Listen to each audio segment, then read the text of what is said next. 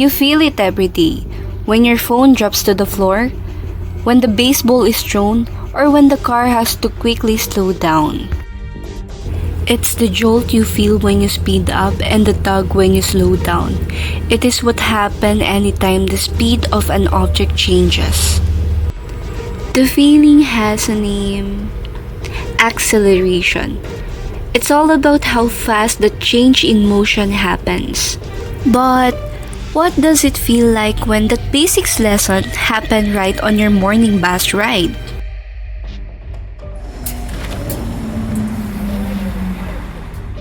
Finally, I thought I was going to miss this thing. You should use the commute time during behavior. I have 6 minutes today. I'll worry about it later. I just need to get to school first. Oops! What's the rush, driver? You feel that push?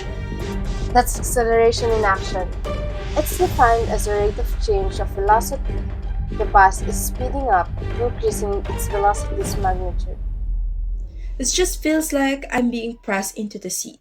Why does it feel like I'm being pushed back? That's inertia, Newton's first law. Your body wants to stay still, but the bus in the seat is being forced forward by the engine. Your body resists that change, creating the feeling of being pushed backward. The bus is accelerating in the forward direction. Wait, what does rate of change actually means? Is there a formula? Definitely, acceleration is a change in velocity divided by the time it took. Remember, it's a vector, which means it has both magnitude and direction. Ooh, okay. So final velocity minus the initial velocity, all divided by the time. Exactly.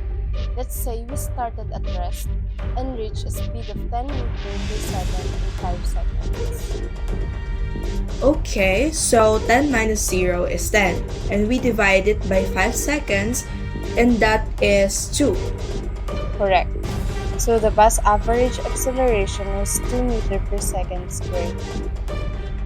Okay, listen up, because the units are the key to truly understanding this. That meter per second might look weird, but it's a unit for acceleration. What? Meter per second? Yes, think of it like a train conductor getting instructions. The first part, the meter per second, is the goal, how much faster you need to be going. The per second is the time frame, how often you hit that goal. So an acceleration of 2 meters per second is the bus saying, in the first second, I'll add 2 meters per second to my speed. In the next second, I'll add another 2 meters per second. In the second after that, another 2 meters per second. It's an instruction for a continuous change in the speed.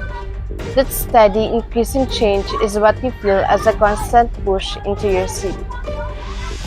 Wow, so acceleration is the coach, yelling at the speed to keep increasing by the same amount every second. You got it. It's the engine's way of commanding a steady change in velocity.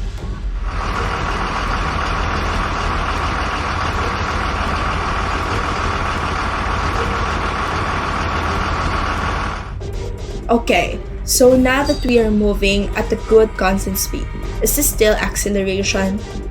Nope, we're moving fast, but our speed isn't changing, and we're going in a straight line. Since the velocity isn't changing, the acceleration is zero. This is what physics calls constant velocity. Watch this.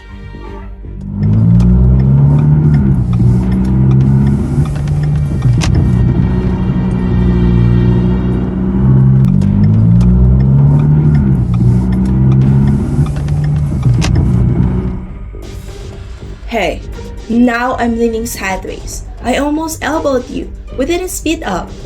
Correct, but we definitely accelerated. Remember, velocity includes two things, speed and direction.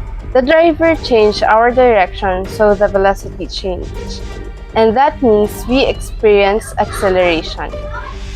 The most common people mistake is thinking acceleration only means speeding up.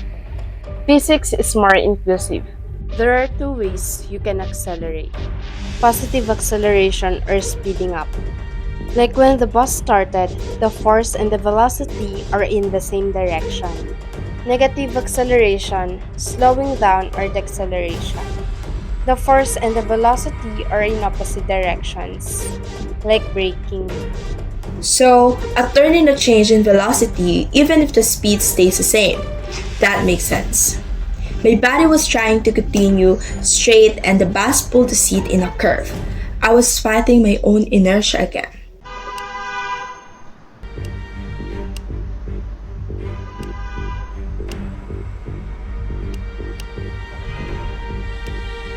Heads up, red light coming. Wow, that one was the strongest so far. Why did I lean so far forwards the time? Because now the bus velocity is decreasing, we call that deceleration. But it's just acceleration that's in the opposite direction of motion. The bus is slowing down, but your body wants to keep moving at the faster speed you were just at. You felt that strong push forward as your body resisted the loss of forward motion.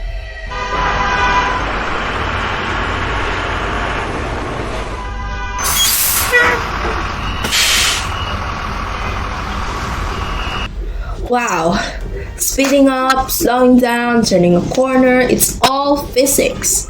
It's all about acceleration, a change of velocity, and even my body fighting with inertia. I might actually pass that quiz now.